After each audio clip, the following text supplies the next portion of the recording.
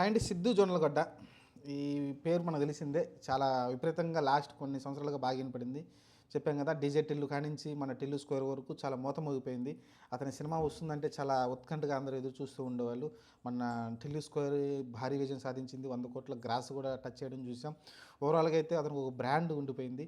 అలాంటిది సడన్గా జాక్ తోటి ముందుకు వచ్చాడంటే మన ముందుకు ఆ సినిమా చూస్తే మీకు కనీసం 20 కోట్లకి అమ్మారంట దాని సినిమాని. అయితే 20 కోట్లకి అమ్మిన సినిమా కనీసం 10 కోట్లు కూడా చేయలేదంటే మీరు అర్థం చేసుకోండి ఆ సినిమా ఎంత వరస్ట్గా ఉందనేది.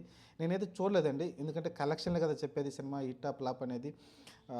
కొన్ని చాలా రేర్ సినిమాలు ఉంటాయి, ఇప్పుడు రేర్ సినిమాలు ఉంటాయి, అందులో కూడా తప్పులు ఉంటాయి. తప్పులు ఉంటేనే కదా సినిమా చూడరు జనాలు, అంతే కాబట్టి ఏముండదు.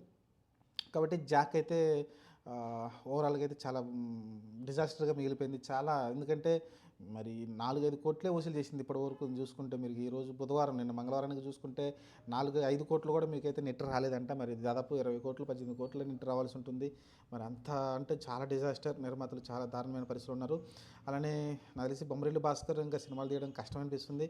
కానీ డీజే టిల్లుకి అదే మన సిద్ధు జోన్లో కూడా ఫ్రీ హ్యాండ్ ఇచ్చారంట. తన తన మాడ్యులేషన్ తోటి తన కొన్ని డైలాగులు రాసుకోమని ఫ్రీ హ్యాండ్ ఇచ్చారంటే, అయినప్పటికీ సినిమా అయితే నిలబడలేదు. ఓవరాల్ చూసుకుంటే మీకు సిద్ధు జొన్నలగడ్డ ఒక విజయ్ దేవరకొండలాగా మిగిలిపోతాడేమో అనిపించింది నాకైతే. ఇంకొంచెం, ఎందుకంటే తను రైటర్ కాబట్టి కొంచెం జాగ్రత్తగా కొంచెం శ్రద్ధ పెట్టాల్సి ఉంటుంది నెక్స్ట్ మూవీస్ పైన.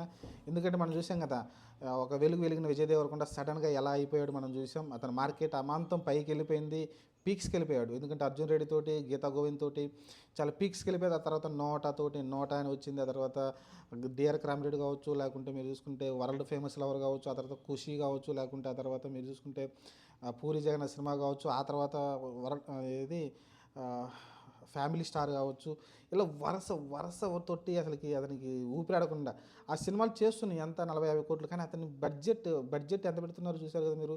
దాదాపు అదేది దాని సినిమా పేరు నాకు గుర్తురాట్ల సడన్గా. పూరి జగన్ సినిమా చూసుకుంటే మీకు దాదాపు ఆ సినిమాకు 150 కోట్లు 100 కోట్ల పైన ఖర్చు పెట్టారంటే దాని సినిమాకు వచ్చిన కలెక్షన్ ఎంత. పాన్ ఇండియా లెవెల్లో రిలీజ్ చేశారు దాన్ని. ఓవరాల్ చూసుకుంటే దెబ్బ మీద దెబ్బ పడుతున్నట్టు విజయ్ దేవరకొండకి జాక్ తోటి ఇప్పుడు పెద్ద దెబ్బ పడ్డది సిద్ధు జొన్నలగడ్డకైతే. చూడాలి మరి ఏం జరగబోద్దో. ప్రస్తుతానికైతే మరి సిద్ధు జొన్నలగడ్డ కొంచెం కాన్సన్ట్రేషన్ చేయాల్సి ఉంటుంది స్టోరీ పైన. మెయిన్ స్టోరీ అండి, స్టోరీ లేకపోతే ఏం చేయరు. ఎందుకంటే మీరు చూసుకుంటే విశ్వక్సేను గామి తీశాడు. గామి స్టోరీ బాగుంది కాబట్టే అతని క్యారెక్టర్ తక్కువ ఉన్నప్పటికీ మనం చూస్తే సినిమా అంతా అక్కడక్కడ కనిపిస్తూ ఉంటాడు. కానీ ఓవరాల్గా చూసుకుంటే సినిమా స్టోరీ గ్రిప్పింగ్గా ముందుకు వెళ్ళబట్టి కొన్ని లోపాలు ఉన్నప్పటికీ ఆ సినిమా అయితే హిట్ అయితే రావడం చూసాం. ఆ తర్వాత గ్యాంగ్స్ ఆఫ్ గోదావరి చూసుకుంటే జస్ట్ ఏదో ఫ్లోక్లో వెళ్ళిపోయాడు తప్ప సినిమా అంత గొప్పగా అనిపించలేదు. ఆ తర్వాత కొట్టేశారు. ఆ తర్వాత రీసెంట్గా వచ్చిన సినిమా చూసుకుంటే అది లైలా చూస్తే ఎంత చండాలంగా ఉంది ఆ సినిమా. కాబట్టి ఓవరాల్ చూసుకుంటే అలా ఎందుకంటే ఒక మంచి సినిమా స్టోరీతో వస్తే ఖచ్చితంగా జనాలు అయితే ఆదరిస్తూ ఉన్నారు. చూద్దాం మరి ఇలాంటి హీరోలు ఒక్కసారిగా ఫేమ్లోకి వచ్చి సడన్గా కనుమరైపోతున్నారు. మరి సిద్ధు జోన్లో కూడా అలానే అవుతాడా, మన టిల్లు అన్న అలానే అవుతాడా మరి చూడాలి. ప్రస్తుతానికైతే జాక్ తోటి పెద్ద ఎదురు దెబ్బ తగిలింది. మరి ఫ్యూచర్లో మంచి సినిమాలతోటి మంచి స్టోరీతోటి రావాలని చెప్తున్నాను.